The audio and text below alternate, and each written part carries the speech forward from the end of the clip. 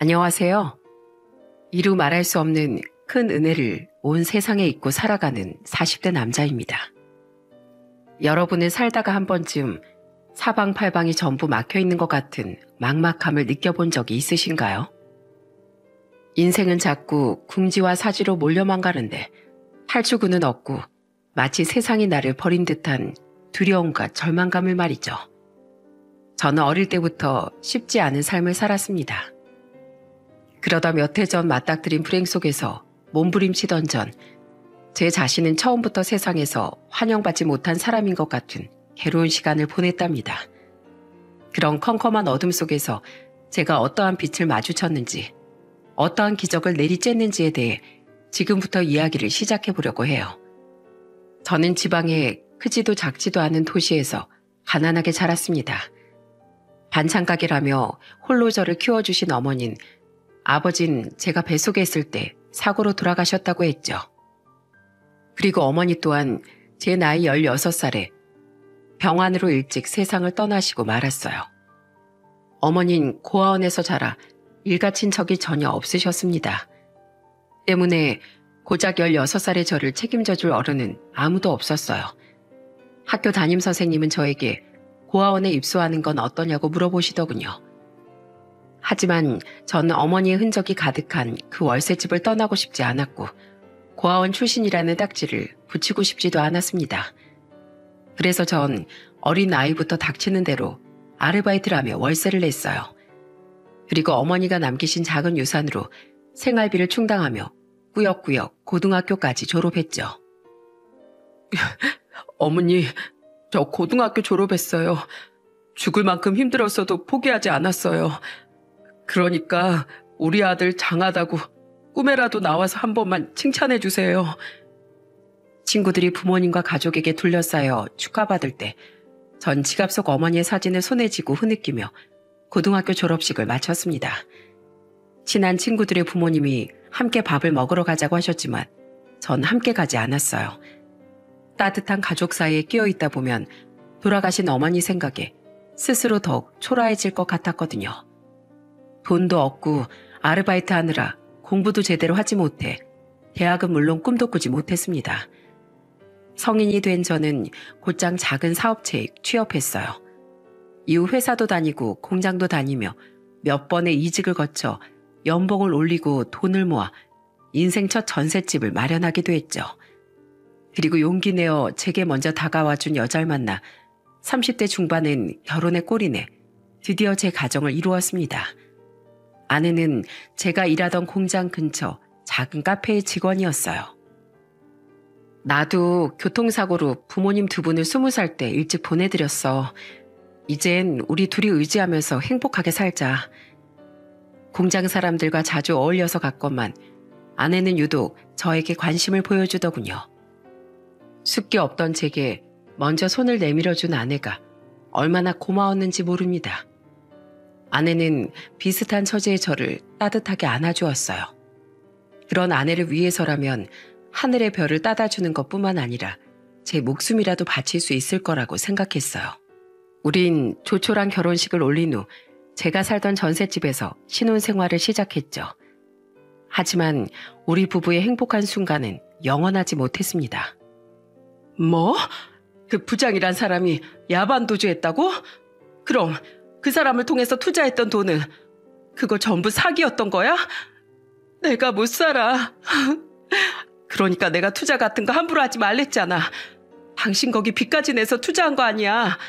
우린 이제 어떻게 살아? 미안해 여보. 당신하고 유정이랑 어떻게든 더 잘 살아보려고 그랬던 건데 내가 바보였어. 내가 잘못했어. 우리 딸이 4살이었던 해 잠시 평탄했던 제 인생엔 또다시 불행이 닥쳐왔습니다. 저뿐 아니라 공장의 몇몇 직원들이 모두 공장 부장이라는 놈에게 속아 큰 돈을 날린 거예요. 이것저것 아는 척하더니 순 사기꾼이었던 거죠. 다 같이 경찰에 신고를 했지만 결국 그놈은 잡히지 않고 수많은 피해자들만 남겼어요. 많은 재산을 잃었을 뿐 아니라 빚까지 진 저는 제때 빚을 갚지 못해 잠시 신용불량자 신세까지 되게 됐습니다. 결국 저는 살던 전셋집 명의와 모든 재산을 아내 명의로 돌렸어요. 이러다 재산 압류가 들어갈 것이 뻔했으니 아내와 딸을 위해 남은 재산이라도 지키기 위해서 말이죠. 그 뒤 저는 죽기 살기로 아끼고 돈을 모았습니다. 덕분에 빠르게 빚을 갚고 신용불량자 신세도 벗어나고 다시 돈을 모아 나가기 시작했지만 아내와의 관계는 빠르게 소원해지더군요. 쎄 빠지게 돈 벌어도 마음 편하게 턱턱 쓰지도 못하고 남들은 차근차근 돈 모아서 집도 사고 차도 살 동안 우린 이게 뭐야? 낡아 빠진 전셋집에 차까지 중고로 팔아버리고 결혼 한 번 잘못해서 내 인생 완전 꼬였어. 딸을 낳고 일을 그만뒀던 아내는 다시 일을 나가기 시작했어요. 아내는 늘 주변과 우리 집을 비교하며 투덜대고 화를 냈습니다. 오죽하면 어린 딸조차 자기 엄마가 무서워 항상 제 옆에 붙어 있었죠. 하지만 전 저 때문에 고생하는 아내에게 미안해 아무 말도 하지 못했어요. 늘 아내 눈치를 보며 집안일과 육아를 도맡았습니다. 이렇게 열심히 노력하고 가족을 위해 살면 언젠간 아내가 절 용서하고 다시 마음을 열어줄 거라 생각했어요. 하지만 그건 저의 헛된 희망이었더군요. 아내는 그런 제 노력을 비웃기라도 하듯 제가 사기를 당한 지 고작 2년 만에 저를 배신해버렸죠. 죄송합니다, 사장님. 자꾸 두통이 오는 게 요 며칠 잔업 근무를 너무 많이 해서 그런가 봐요. 괜찮아. 얼른 조퇴하고 들어가서 쉬게. 안 그래도 요새 추가 수당 때문에 자네 너무 무리한다 싶었어.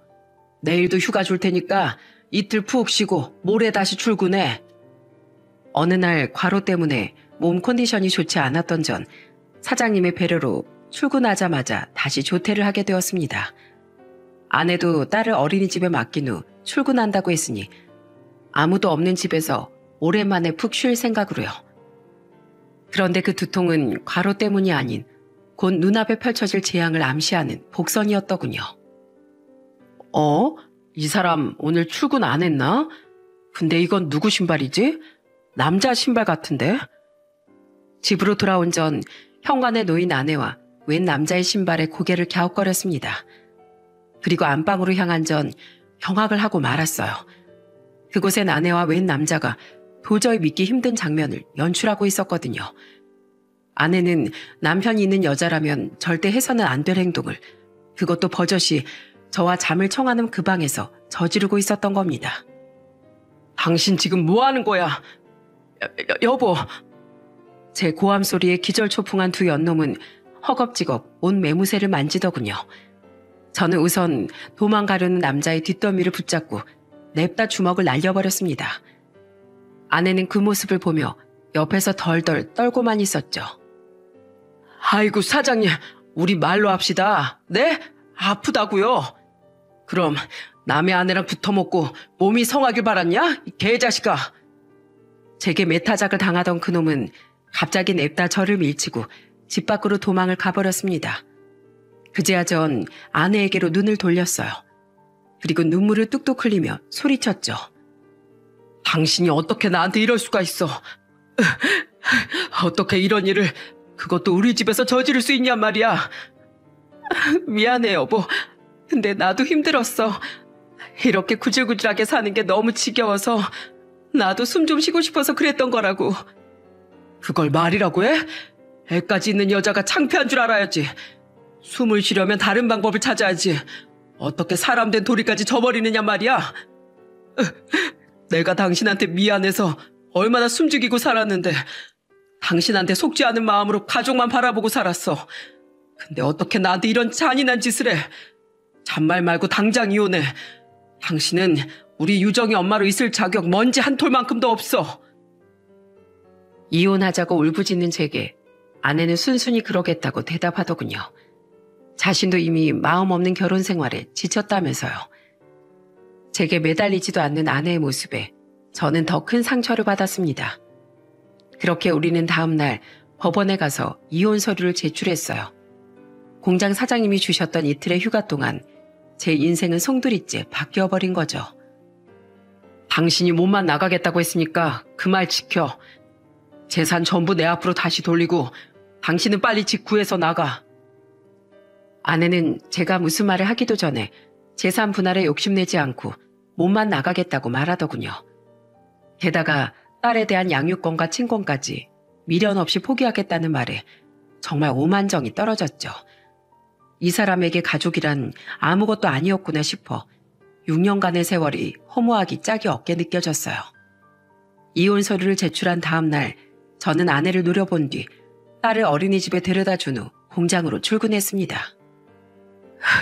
나쁜 년, 어디 나랑 우리 딸까지 버리고 얼마나 잘 사나 두고 볼 거야. 출근하는 내내 애써 참았던 눈물이 다시 쏟아져 내렸습니다. 살아온 세월에 비해 속전속결로 이루어진 이혼이 실감이 나지 않았고 아내에 대한 배신감에 우라가 치밀었죠. 하지만 아내의 배신은 거기서 끝이 아니더군요. 이게 뭐야? 여보, 당신 어딨어? 야, 박다혜! 퇴근하고 딸을 하원시켜 집으로 돌아오니 집은 난장판이 되어 있었습니다. 아내 자신의 옷과 신발과 더불어 집안에 돈이 될 만한 것들은 전부 다 가지고 달아났더라고요. 힘든 상황에서도 팔지 않았던 딸의 돌반지, 돌팔찌부터 시작해 모든 폐물들과 아내 앞으로 들고 있던 적금 통장, 그간 모은 돈 대부분이 들어있던 통장까지 전부 다 들고 말이죠. 집을 구해서 몸만 나가겠다던 아내는 그 몇 시간 사이 집안의 재산을 모두 가지고 날라버린 거예요. 아내는 처음부터 제게 거짓말을 했던 겁니다. 말도 안 돼.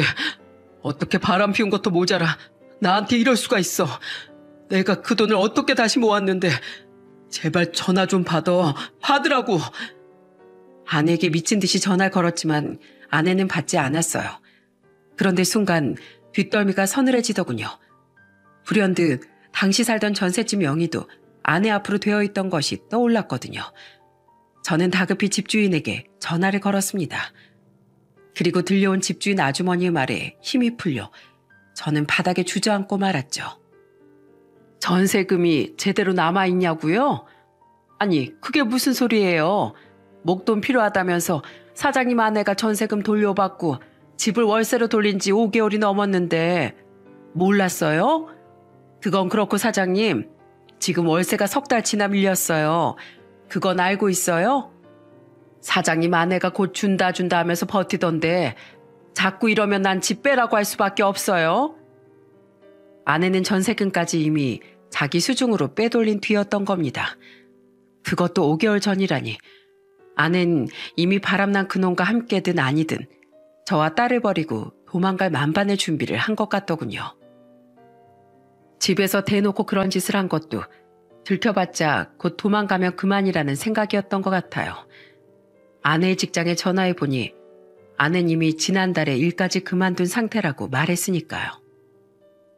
경찰에 신고를 해봐도 아내가 아내 명의 재산을 가지고 간 거라 손쓸 방법이 없었습니다.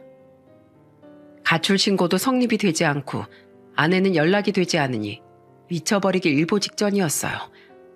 게다가 집에만 들어가면 자꾸만 아내의 외도를 목격한 날의 광경이 떠올라 너무 힘들더라고요. 결국 전 우선 숨이라도 제대로 쉬기 위해 이사를 결심했습니다. 하지만 그조차도 쉽지 않았죠. 그동안 못 내 월세만큼 빼고 보증금을 빼달라고요? 사장님 명의가 아닌데 사장님한테 어떻게 보증금을 돌려줍니까? 안 돼요. 아내분하고 얘기하세요. 사정을 아무리 설명해도 집주인은 제게 보증금을 절대 줄 수 없다고 말했습니다. 괜히 복잡한 일에 껴서 문제 일으키기 싫다면서요. 저는 계속해서 아내에게 연락해 제발 집주인에게 보증금을 돌려주라고 해달라는 부탁까지 하는 지경에 이르렀어요. 끝없이 쏟아지는 제 문자를 봤는지 아내는 제게 이런 문자를 보냈더라고요. 알았어. 불쌍하니까 그건 집주인한테 내가 연락해서 당신 주라고 할게. 그러니까 연락 좀 그만해. 제 돈을 전부 가지고 날라놓고 아내는 선심 쓰듯이 그딴 문자를 보낸 겁니다. 그렇게 저는 비참한 마음으로 보증금을 돌려받고 거실 하나, 방 하나짜리 작은 월세집으로 이사를 했어요. 아빠, 이제 엄만 우리랑 같이 안 살아? 여기서 아빠랑 나랑 둘이 사는 거야? 당시 6살이었던 딸은 엄마가 떠났다는 사실을 눈치챈 모양이더군요. 저는 엄마와 제대로 된 작별 인사도 못한 딸이 가여워 딸을 끌어안고 한참을 흐느꼈죠. 저는 고사하고 딸까지 가차없이 버려버린 아내에게 어떻게든 복수하고 싶었습니다. 이름조차 모르는 상간남에겐 못했지만 저는 아내에게 위자료와 양육비 청구 소송을 걸었어요. 아내의 소재지가 불분명해 소송에 어려움을 겪긴 했지만 저는 결국 소송에서 승소했습니다. 하지만 아내는 돈이 없다는 핑계로 위자료와 양육비를 전혀 내놓지 않더라고요. 당신이 돈이 없다고? 웃기지 마. 내 돈 전부 가지고 날랐으면서 어떻게 돈이 없다는 거짓말을 뻔뻔하게 해? 없다는데 왜 난리야? 그리고 솔직히 내가 당신 때문에 얼마나 고생을 했는데 내가 그 돈을 왜 줘? 바보같이 몸만 나오겠다는 말을 믿었니? 그렇게 순진하니까 사기나 당하고 다니지. 저는 제 전화를 받지 않는 아내에게 다른 사람의 휴대폰을 빌려 겨우 통화에 성공했습니다. 하지만 아내는 오히려 저를 조롱하곤 전화를 곧바로 끊어버렸죠. 아내의 끝없는 배신과 소송 문제로 제 마음은 지치다 못해 너덜너덜하게 찢겨져 있었어요. 정말 열심히 산다고 살았는데 왜 자꾸 제 인생엔 이런 불행들만 찾아오나 싶어 열심히 살아갈 의지조차 들지 않더라고요. 이후 저는 일조차 그만두고 집에 틀어박혀 술만 마셨습니다. 알거지가 됐으니 돈을 벌어야겠다고 머리로 생각은 하는데 몸이 도무지 움직이지 않더군요. 아마 당시 전 우울증이 굉장히 심했던 것 같아요. 돈이 없어 딸도 어린이집에 보내지 않았는데 지금 생각하면 딸에게 너무 미안할 뿐입니다.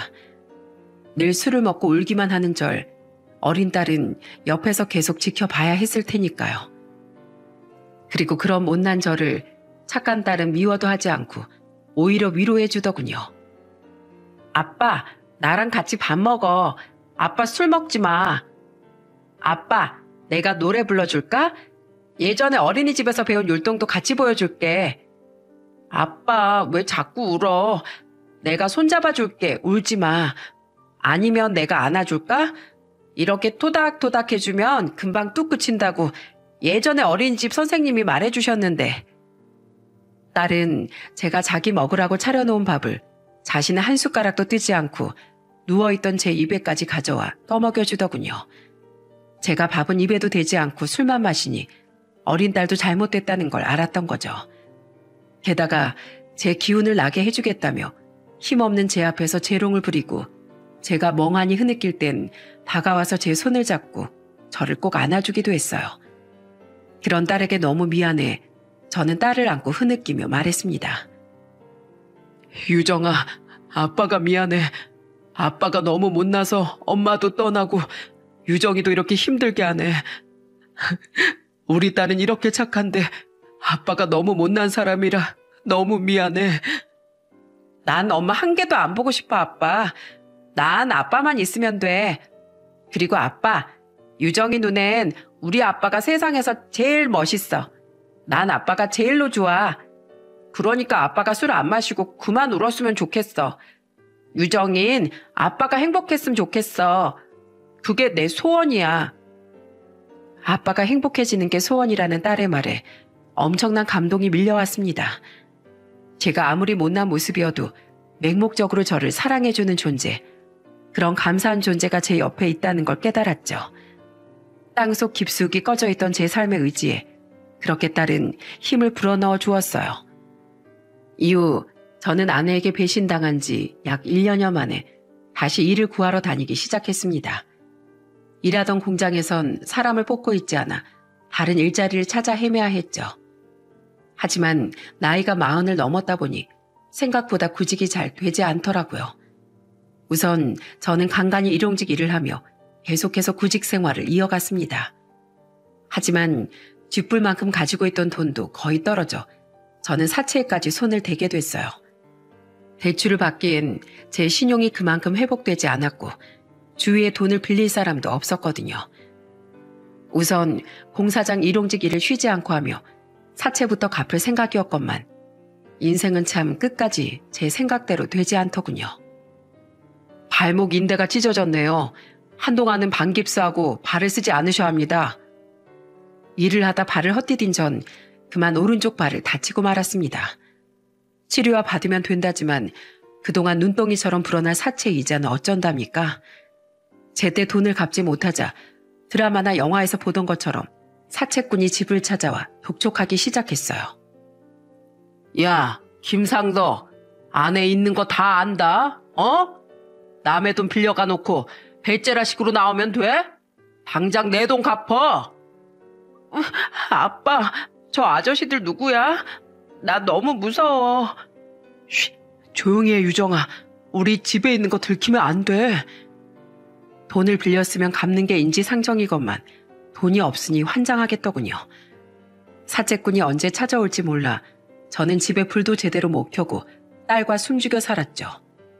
집에 있는 걸 들키면 끌려가서 어떤 짓을 당할지 모르는데 제 한 몸 다치는 건 그렇다 쳐도 제가 잘못되면 딸이 혼자 남게 될 테니까요.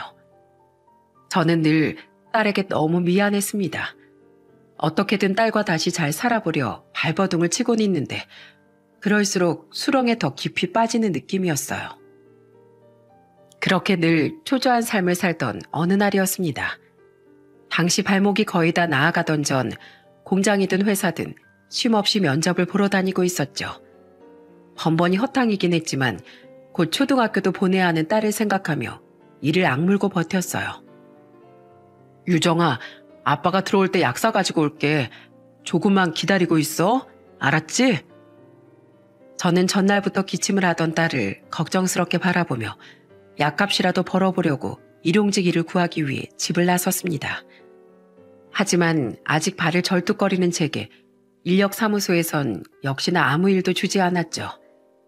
전단지 아르바이트라도 못 구하나 싶어 이곳저곳을 기웃거렸지만 결국 허탕을 치고 저는 터덜터덜 약국으로 향했습니다. 그렇게 딸의 감기약을 사고 보니 제 수중엔 겨우 34,000원이 남았더라고요. 어머니, 저 살기가 너무 힘들어요. 우리 딸은 저랑 다르게 정말 부족함 없이 키워주고 싶은데 자꾸만 세상이 절 버리는 것 같아요. 저 이제 정말 어떻게 살아야 돼요? 보고 싶어요, 어머니. 버스비를 아끼려 걸어서 집으로 돌아가는 길에 저는 돌아가신 어머니를 부르며 울었습니다. 제 처지가 너무 처량해서요. 도와줄 가족도 친척도 없고 딸은 아픈데 보양식 하나 사줄 돈도 없고 휴대폰은 끊겨서 수신만 가능한 지 오래고 월세에 가스비도 밀리고 정말 사방이 막막했죠. 그리고 집에 도착한 저는 문 앞에 붙어있던 경고장을 보고 또다시 눈물을 한 바가지 쏟고 말았습니다. 이 한겨울에 가스가 끊기면 나더러 대체 어쩌란 말이야. 우리 딸 지금 감기라고 열도 나고 있는데 갑자기 보일러가 안 되면 어떡해. 그건 바로 석 달치 밀린 가스요금 약 23만 원에 대한 독촉과 가스를 끊겠다는 내용이었거든요. 경고장을 떼서 집에 들어온 전 제가 끓여놓은 쌀죽을 먹고 잠이 든 딸을 보며 엉엉 울었습니다. 제 인생이 대체 어디서부터 잘못된 건지 그냥 나 같은 운 없고 재수 없는 인간은 태어나지도 말았어야 하는 건가 싶은 절망감이 밀려왔죠. 제 울음소리에 깬 딸은 그런 제 손을 잡고 물었어요. 아빠, 또 왜 울어? 내가 아파서 속상해서 그래? 나 괜찮아. 그러니까 울지 마, 아빠. 아빠가 미안해, 유정아. 아빠가 약 사왔어. 이거 먹고 얼른 다시 자자. 저는 그런 딸에게 차마 돈 때문에 운다고 말하지도 못하고 얼른 약을 먹인 채 다시 재웠습니다. 그런 딸을 물끄러미 바라보다 어떻게든 발악이라도 해보자 싶어 책상에 앉았어요. 그리곤 노트 한 장을 찢어 이렇게 적어내려가기 시작했죠. 안녕하십니까. 102호 세입자 김상덕입니다. 제가 휴대폰 발신이 끊겨 전화로 사정할 수도 없고 구직 때문에 항상 집에 있는 것이 아니라 이렇게 간청하는 쪽지를 붙입니다. 저희 집엔 7살 딸이 있습니다. 부족한 아빠 때문에 잘 챙겨 먹지 못해서인지 감기를 달고 살고 있어요. 저는 괜찮지만 어린 딸을 위해서라도 제발 가스를 끊지 말아주세요. 부탁드립니다. 저는 부모님도 없고 아내에게도 배신당해 전 재산을 빼앗겼습니다. 구직도 안 되고 다리를 다쳐서 일도 제대로 못하는 상황이에요. 하루빨리 열심히 일해서 밀린 요금 전부 낼 테니 제발 부탁드립니다.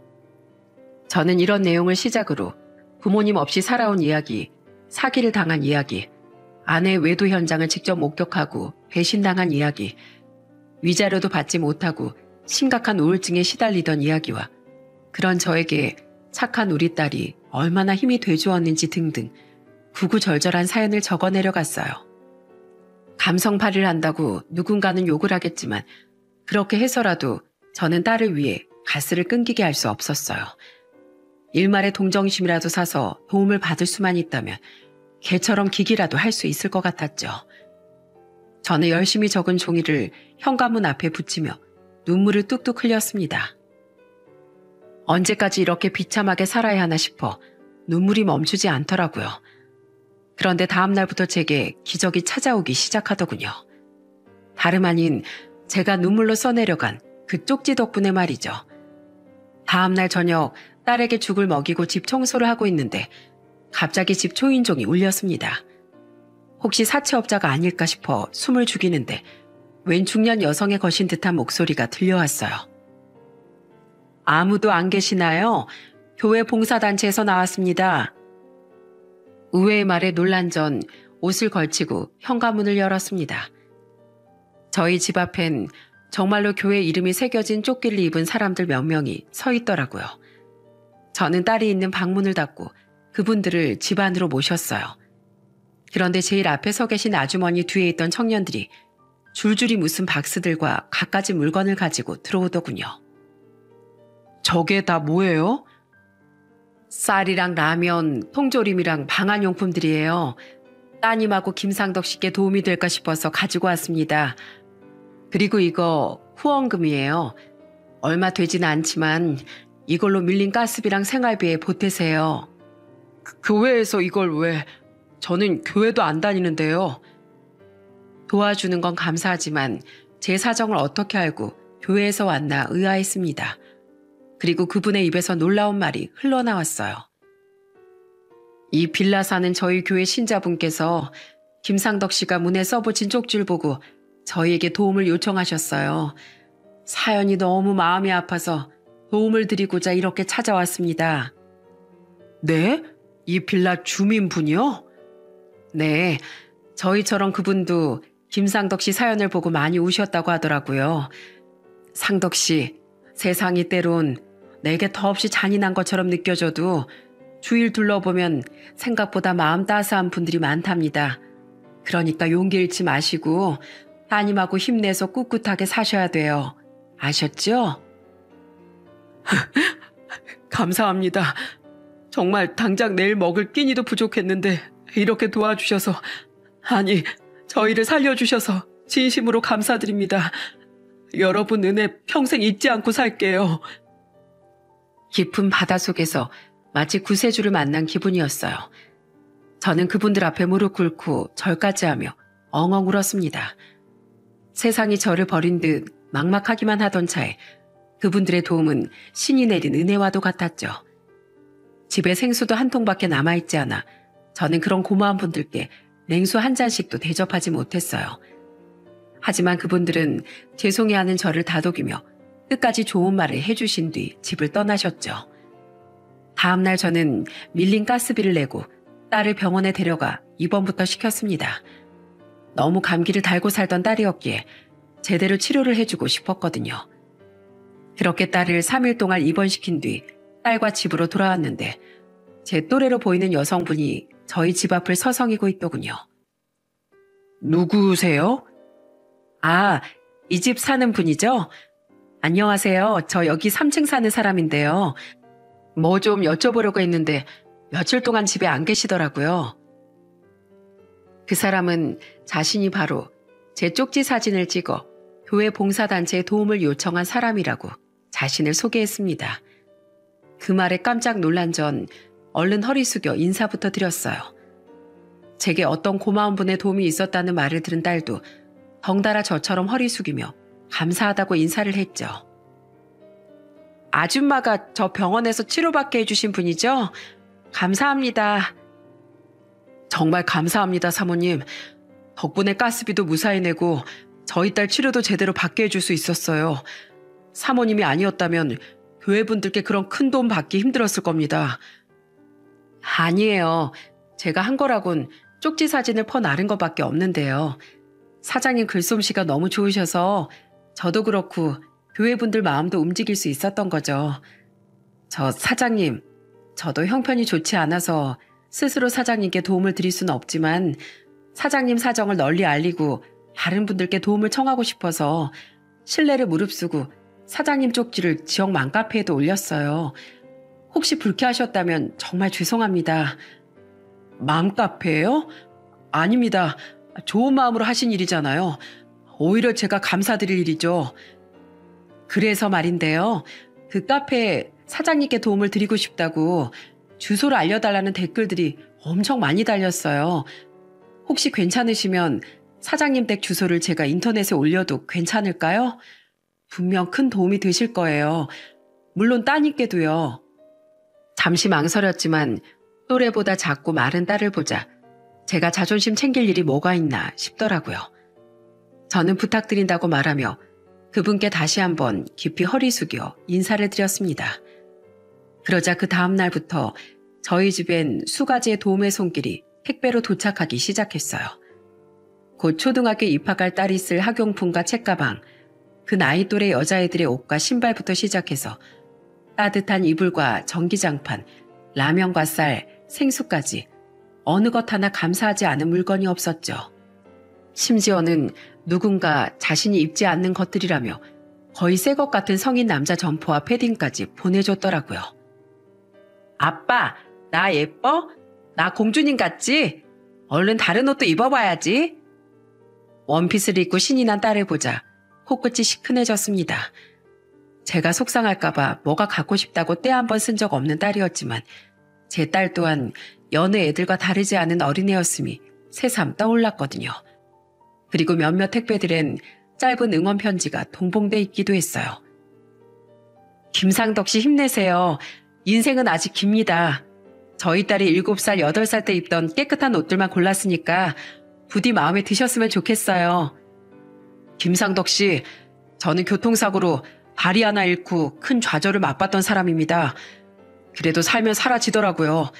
김상덕 씨에게도 지금의 저처럼 다시 좋은 날이 올 겁니다. 아직 살만한 세상입니다. 김상덕 선생님, 건강한 자식이 옆에 있다는 건 큰 축복입니다.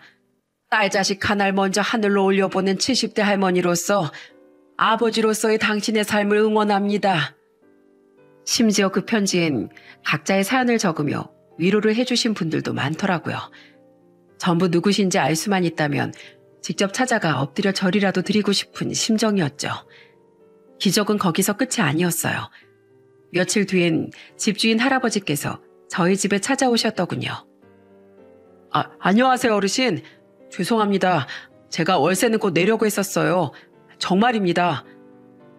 딸을 병원에 데려가고 가스비를 내느라 밀린 월세를 내는 걸 잠시 깜빡했던 전 잔뜩 쪼그라든 목소리로 변명했습니다. 얼른 방에 들어가 교회에서 받은 남은 후원금 전부를 들고 나오려는데 할아버지가 대뜸 호통을 치시지 뭐예요? 이 애끼 이 사람아, 월세 무슨 월세인가? 나 돈 받으러 온 거 아닐세. 예? 그럼 왜? 아니 그래도 우선 밀린 월세는 드릴게요. 됐네. 우리 집사람이 인터넷에서 자네 집 사정 이야기를 보고 나를 얼마나 혼냈는지 몰라. 아무리 같은 건물에 안 산다고 해도 우리 집 세입자 사정을 그렇게 까맣게 몰랐냐고 말이야. 그런 사정이 있었으면 나한테 미리 말을 해줬어야지. 그럼 내가 도왔을 거 아니야.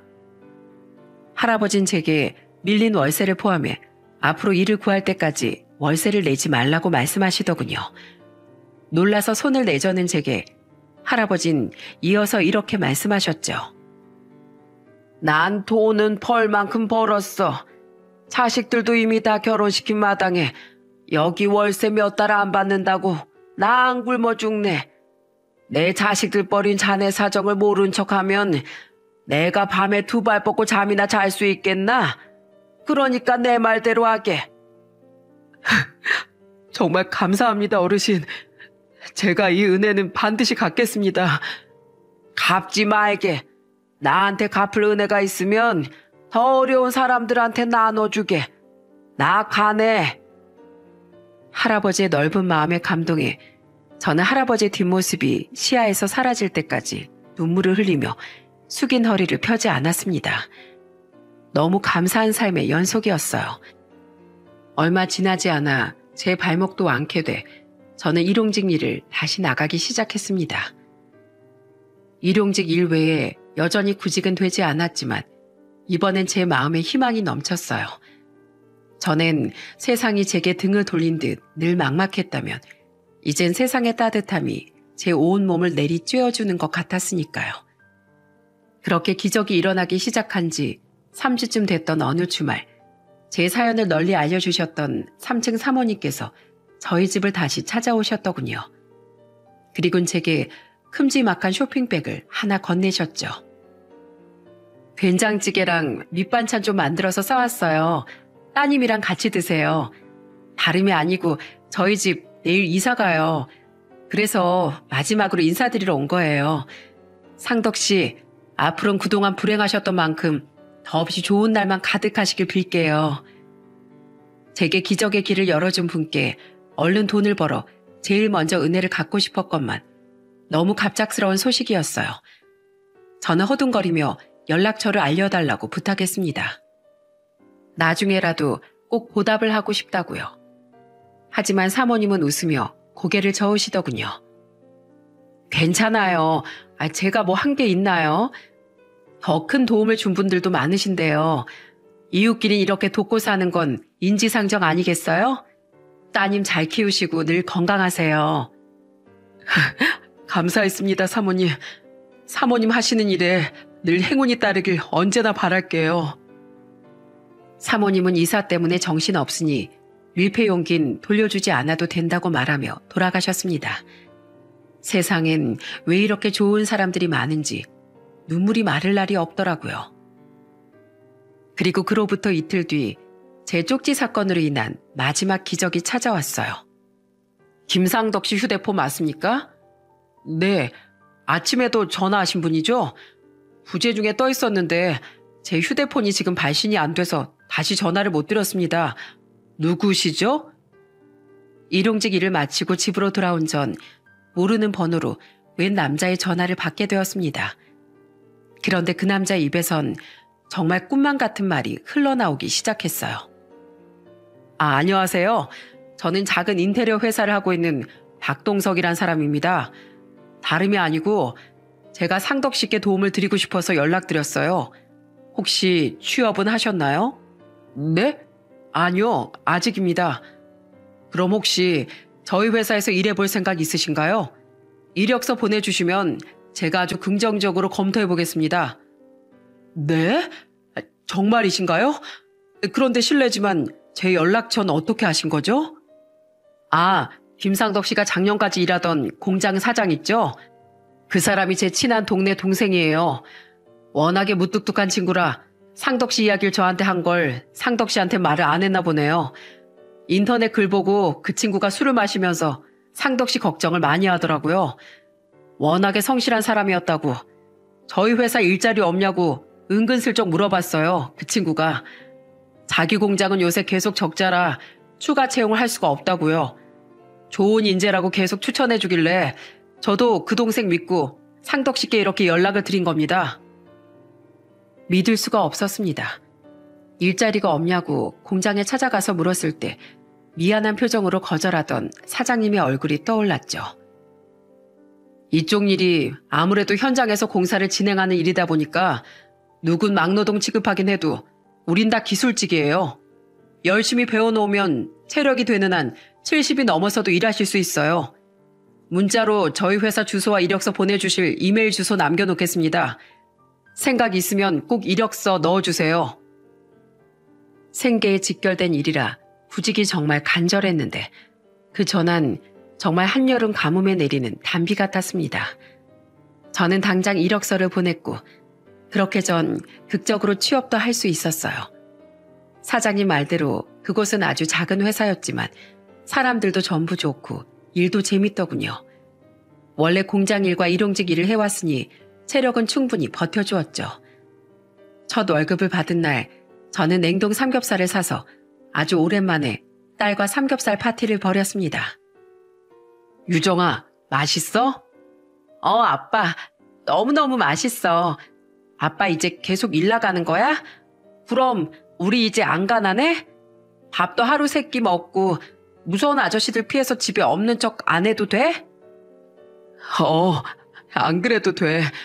아빠, 이제부터 성실하게 일해서 빚도 따박따박 갚을 거고 지금처럼 우리 유정이 어린이집도 다시 보내주고 내년에 학교도 보내줄 거야. 당장은 못 그래도 나중에 매일매일 고기 반찬만 먹여줄게. 유정아, 아빠 정말 세상에서 제일 멋진 아빠가 되려고 노력할게. 우리 유정이 너무 사랑해. 아빤 지금도 나한테 세상에서 제일 멋진데? 나도 아빠 많이 사랑해.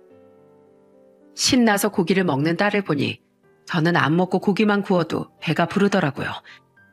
행복해하는 딸의 모습을 보며 모두가 힘을 합쳐 제게 안겨준 기적을 양분으로 2번 다시 무너지지 않겠노라 다짐했죠.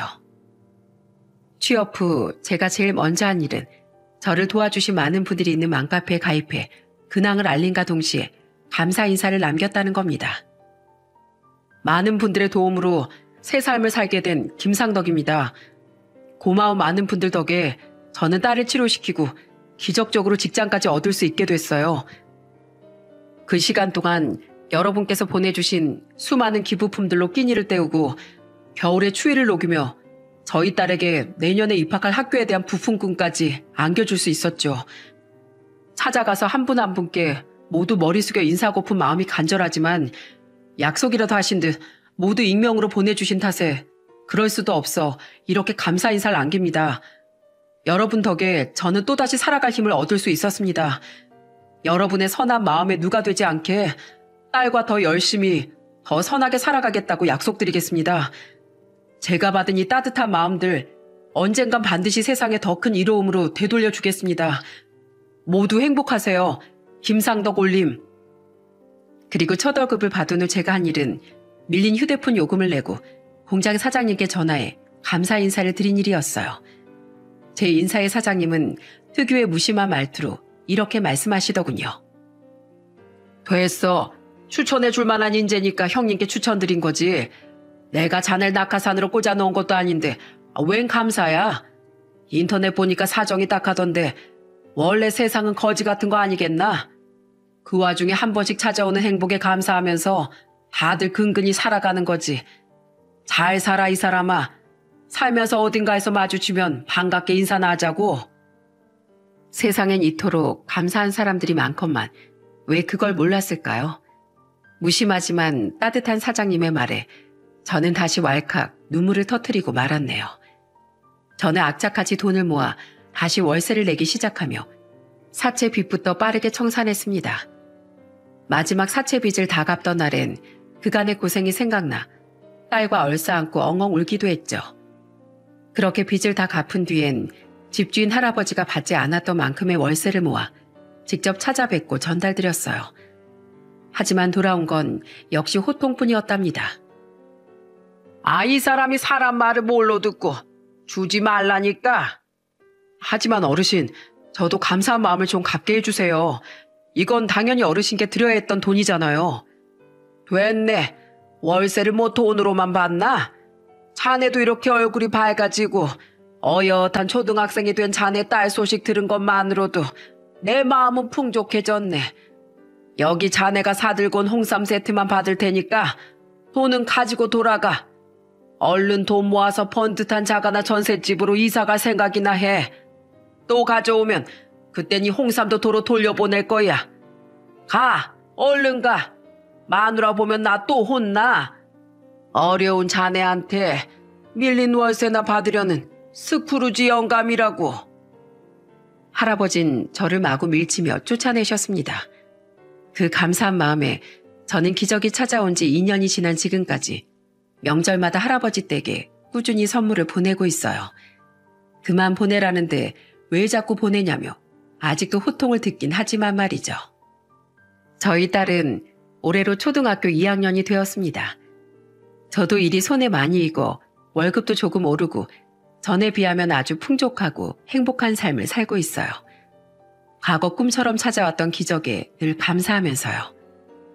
아빠, 설거지 내가 할게. 아빠는 TV 보면서 쉬어. 뭐? 아이, 하지마, 유정아. 아빠가 할 거야.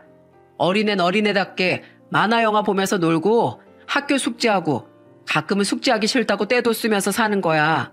알았지? 딸은 날이 갈수록 의젓해지고 있는데 저는 그런 딸의 모습이 조금은 슬프게 느껴지기도 합니다. 힘든 어린 시절을 보낸 애들이 철이 빨리 든다는데 제 딸도 그래서 저렇게 어른스러운가 싶어서요. 그래서 전 최대한 딸 앞에선 웃기만 하며 딸을 더욱 어린애 취급해 주려고 노력하고 있어요. 못난 모습을 많이 보였던 만큼 이제 더는 딸 앞에서 우는 모습을 보이지 않고 듬직한 아빠가 되어주고 싶으니까요. 부디 저희 딸이 나이에 맞게끔 조금 철없이 자라주었으면 좋겠어요. 돈을 차곡차곡 모으고 있는 데다 신용회복도 어느 정도 되어 이제 조금만 있으면 대출을 끼고 전셋집으로 이사도 갈 수 있을 것 같습니다. 물론 이사를 하고 나서도 주인집 할아버지껜 오래도록 명절 선물을 보내며 감사를 표할 생각이죠. 모든 일이 기적처럼 잘 되어가고 있는 와중에 딱 하나 늘 제 명치를 불편하게 만드는 건 바로 전 아내에게 위자료와 양육비를 받지 못했다는 거예요. 돈이 문제가 아니라 우리 딸을 버리고 간 그 여자를 절대 용서할 수 없기 때문에요. 비록 지금은 아직 여유가 없지만 나중에 전셋집으로 이사하고 금전적인 여유가 생기면 반드시 변호사를 선임하고 그 여자를 찾아내 소송을 걸든 뭘 하든 무조건 못 받았던 위자료와 양육비를 받아낼 생각입니다. 그렇게라도 그 여자에게 정의의 심판을 반드시 내려주고 싶네요.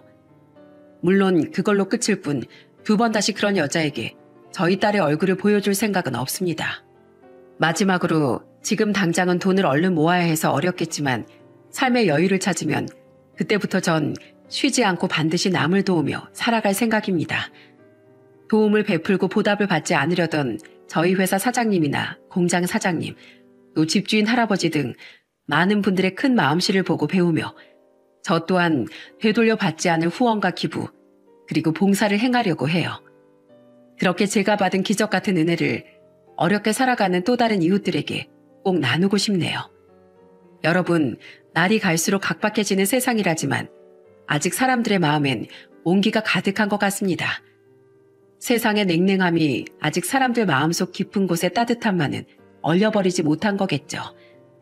그러니 혹시 과거의 저처럼 궁지에 몰리거나 어려움에 처한 분들이 제 사연을 듣고 계시다면 저는 꼭 주위의 도움의 손길을 요청해보라고 말씀드리고 싶어요. 지금 당장은 다른 이들에게 민폐를 끼치는 것 같지만 우선 살아남은 후에 여러분이 받은 은혜를 다른 이들에게 또다시 베푼다면 그것만큼 세상에 널리 온기를 전하는 일이 또 없을 테니까요. 부디 남의 눈에 눈물 내는 전 아내 같은 인간들 눈엔 피눈물이 흐르기를, 죄 없는 선한 사람들의 눈엔 늘 기쁨의 눈물만이 흐르길 바라며 이만 사연을 마치겠습니다. 사연 끝까지 들어주셔서 진심으로 감사드립니다.